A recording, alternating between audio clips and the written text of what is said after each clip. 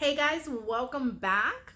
As I promised, we're bringing you some Christmas recipes, and nothing is more traditional on a Cuban table than moros y cristianos on Christmas Eve. Moros y cristianos is a black bean and rice dish that's cooked together, and we commonly call it Congri, if you've heard that, but Congri is technically the red beans and rice, and moros y cristianos, Moors and the Christians, is the black beans and rice. And I make a really good one, but my sister-in-law makes it better.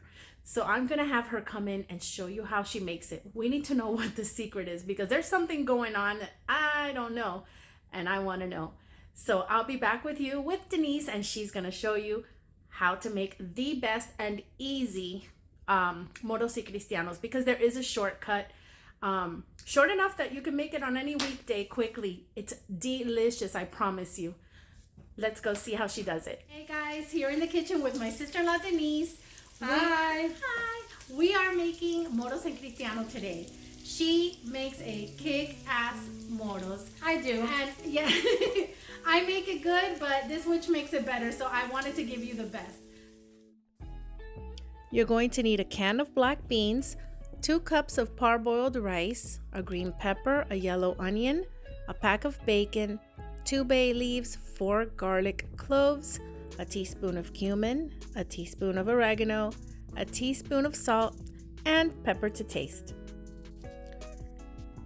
Okay, so here is what ended up being the secret ingredient. It is a delicious topping, a mojito, to spread over the top, and you'll need the juice of 2 fresh limes and equal parts of extra virgin olive oil, 3 garlic cloves, half a teaspoon of cumin, and half a teaspoon of salt. Hi guys, so we've started prepping our moros and cristianos, or call it congri, however you like. I call it moro because it's black beans, and that's how I grew up, in my grandmother's kitchen. So what I do is I get about a pound of bacon, cut it up and fry it, because that crispy bacon at the end is going to be delicious, and it's going to give it a really good chew while you're eating it.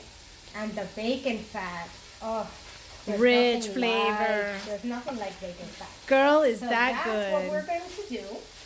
We're going to crisp up this bacon and use some of the bacon fat to make our sofrito. Perfecto. Onions and green peppers and garlic. I can't wait. So I think we all know how to cook bacon. I know that we all know if you put the heat on too much, you will burn it and it will taste burnt. So we lower the heat and we let it continue to sweat out all that delicious fat. And we're almost there. We're getting close to that crunchy factor. How long has it been so far? Probably like 10 minutes. Yeah. Probably like 10 minutes, and lowering the heat, starting up high and lowering it every so often just so it doesn't burn. Okay, so we're getting really close to the consistency we want with the bacon. Once you see that the fat has rendered and there's no more of that white chewy part of the bacon, it's time to take it out. I take out about 2/3 of it and leave the rest in. And there's not a whole lot of bacon fat, so I'm just going to go ahead and leave that in the pot. Yeah, that white part turns nice and burnt Nice orange. and crispy. That means it's crispy, and now is the time. So we're going to drain it on this plate with a paper towel, and we're going to keep the grease. Yes, we're going to keep the bacon fat,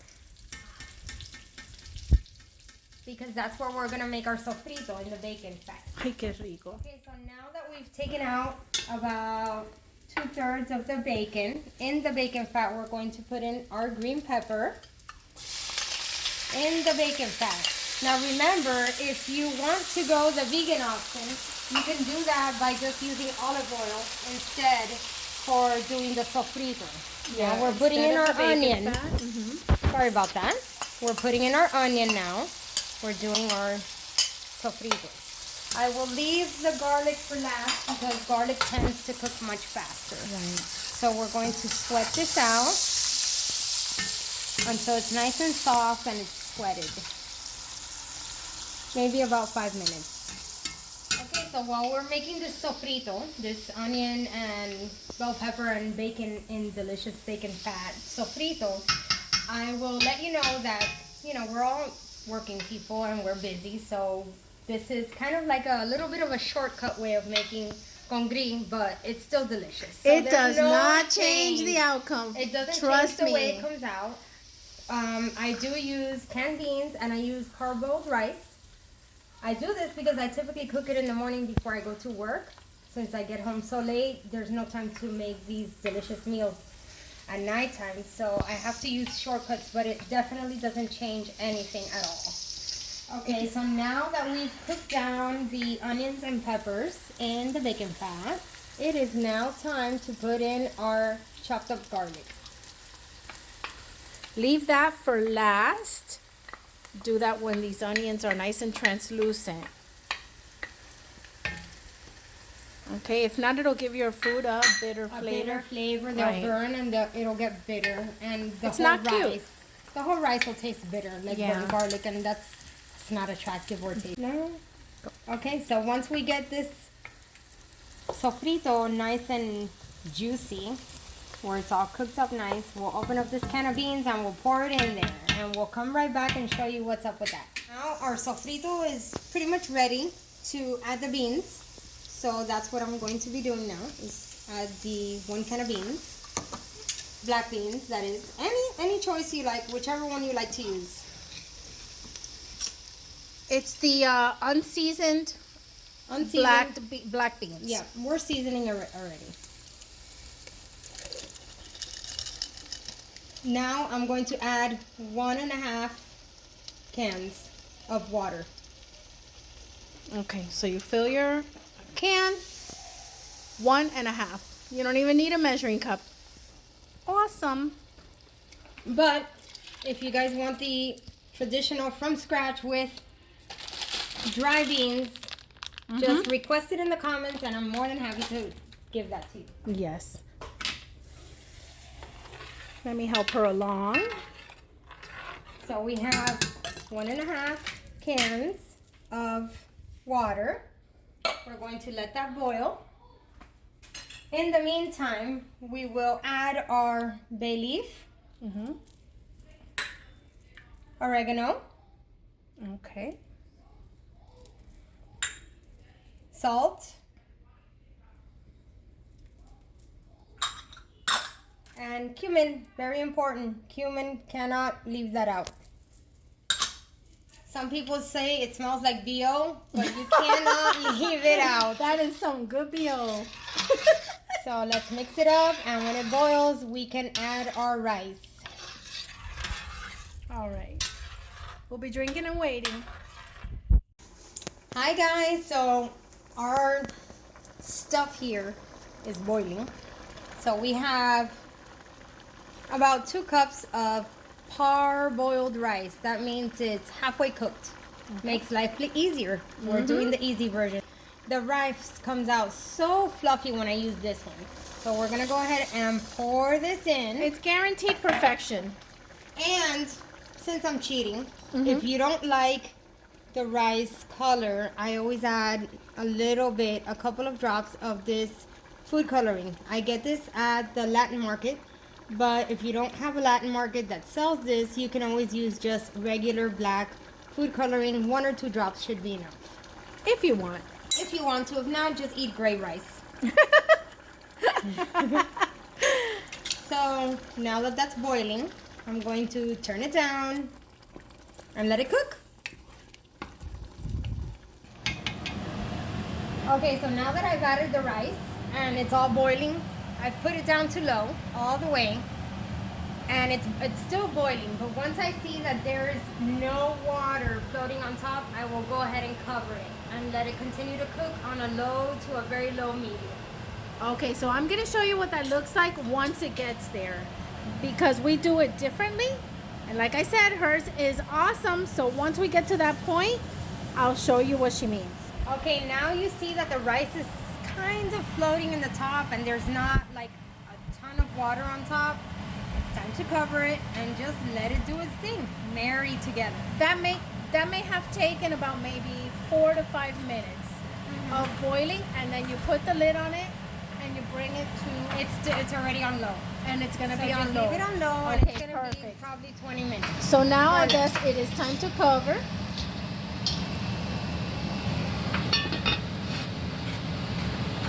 And you Okay. see that bacon back there? It's calling my name. And that bacon here, you see that bacon? She's gonna eat it all before we get to garnish. Now we're gonna make the mojito that we're gonna put on top of the rice. Okay, so now while the rice is cooking, I'm going to make the money shot. This The is money what it shot, is baby. right Que here. cosa más rica. Forget. Nobody else knows this trick but me. So I'm gonna teach it to you, and it's a secret, so don't tell anybody else but you two. Okay? Okay, don't tell anybody. So this is basically citrus, Lime juice. It's a juice of how many limes? It was 4, right? 2 limes, but Two- they were really big. Okay. And then we have olive oil, a little bit of salt just to mortar the garlic, and cumin. Cumin that smells like BO, but Yes, it's the so most delicious good. armpit It's you're so ever gonna good. eat. And I'm sorry, not the lemon, but the salt in the mortar, because we're going to put it in the mortar. This is the biggest mortar you've ever seen. But it helps with the friction and smoothing out that garlic. It makes it very creamy. Yes, creamy. My favorite word. I freaking hate how much I say that. But anyway, show us how you do it. So we're gonna put the garlic in. And how many garlic cloves do we have? Just 3 because it's not a lot. Just 3. Okay. And then the salt just to help. To help with the friction. Right. And then we make it a paste. You go at it. 10 minutes, 15 Take your minutes. stress out on that Yeah. garlic. Go at it for a few minutes until it's a paste. And then we'll come back and teach you how to make the rest of it. This is how you make the best garlic flavor, right here. Forget chopping, forget buying it already in a paste. This right here, you get all the oils from the garlic out. It's the best. The best. This is how my grandma taught me. Okay, so we have a very pasty garlic consistency, kind of like what you get at the store, but it's not the same. This is what you get when you mortar it at home. So I'm going to scoop this into our lemon juice. Lime. Lime juice, sorry. Lime. Green limes. Green limes. Limes you use for cooking. Lemons you use for drinks. That's the difference. That's right. The Cuban way. Limes for cooking always. So this is Rarely have I ever had a lemon in any Cuban food. It's always the green limes. always. Whether it's marinade or on top or whatever, it's always green. So we're gonna mix this up into the lemon juice as much as we can. Incorporate that garlic into the lemon juice, lime juice, sorry. Spanglish. Yes, it's okay. And now I'm going to put olive oil. How much? Equal parts to the lemon juice. And equal parts olive oil. Mix it up. And we added the salt, of course, came from the mortar. Just a little bit, only for the mortar because you don't really need the salt. The citrus is enough. You don't need salt. And now we're going to add our cumin. She Mix calls that it the BO. How The much BO. cumin did you use? I use half a teaspoon, Okay. more or less. In the end, when we taste it, because Cubans don't measure, we'll tell you the exact measure depending on how it tastes. We were not raised to measure a thing. We were raised by watching our grandmothers and our Watching. mothers cook. Pouring And it in our pot. Eyeballing everything. So with this mojo topping, whatever you want to call it, you don't have to pour all of it. It depends on how much rice you're making. I usually just mix it up and use a spoon. And when we're ready to do that, I'll show you.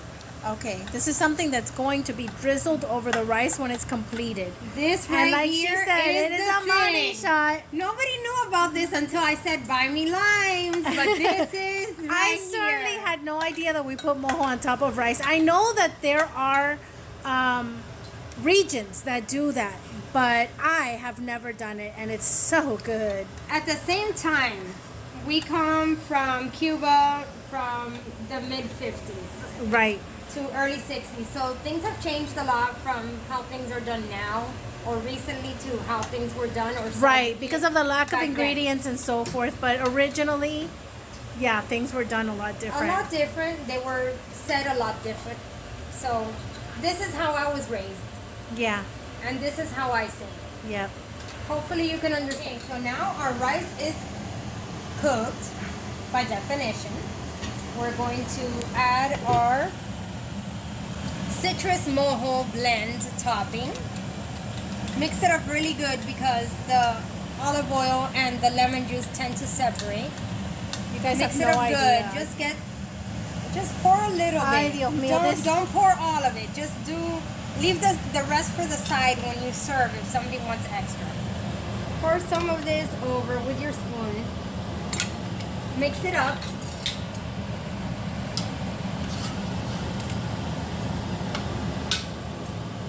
And now we're going to cover it back up and put it in the oven for about 15 minutes.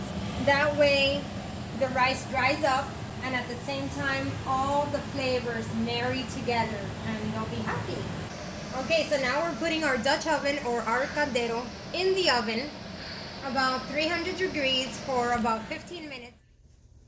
Okay, so our rice, our congri, our moro for me, is now done. Took it out of the oven. It is ready and It it's is so ready, good. super hot. I tried it. It's delicious. amazing. So now we're gonna put it on a plate for you and show you what it's gonna look like. But I can tell you it's delicious. Honestly.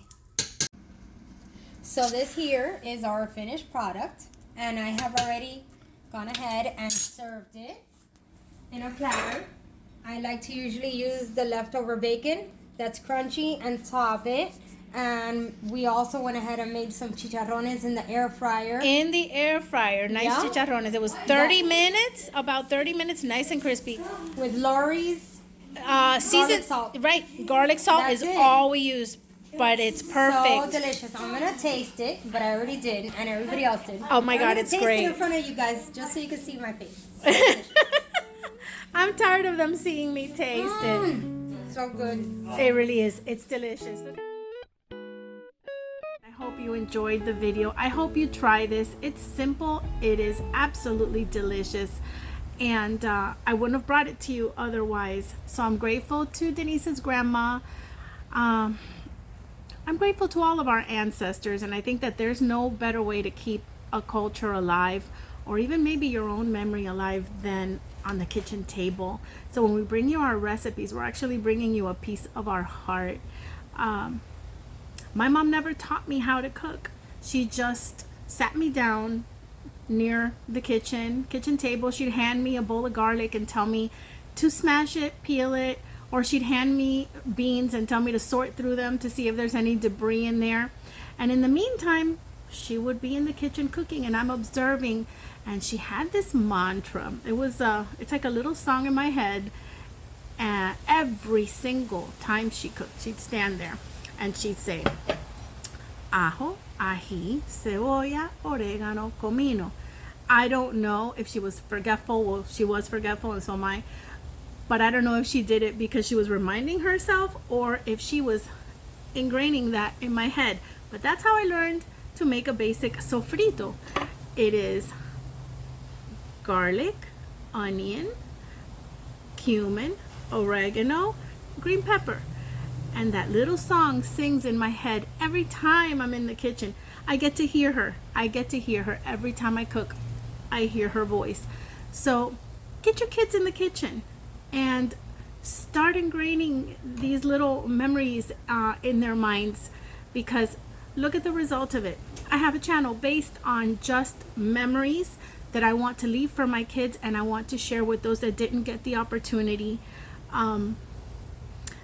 And you'll live on. So I want to thank Denise's grandma, Abuela Nieves. I know you're watching from heaven, and I know you're proud of your grandkids, because she lives on and they teach me. They're teaching others. So have a blessed Merry Christmas and a prosperous New Year, and I'm going to see you very soon. Mwah.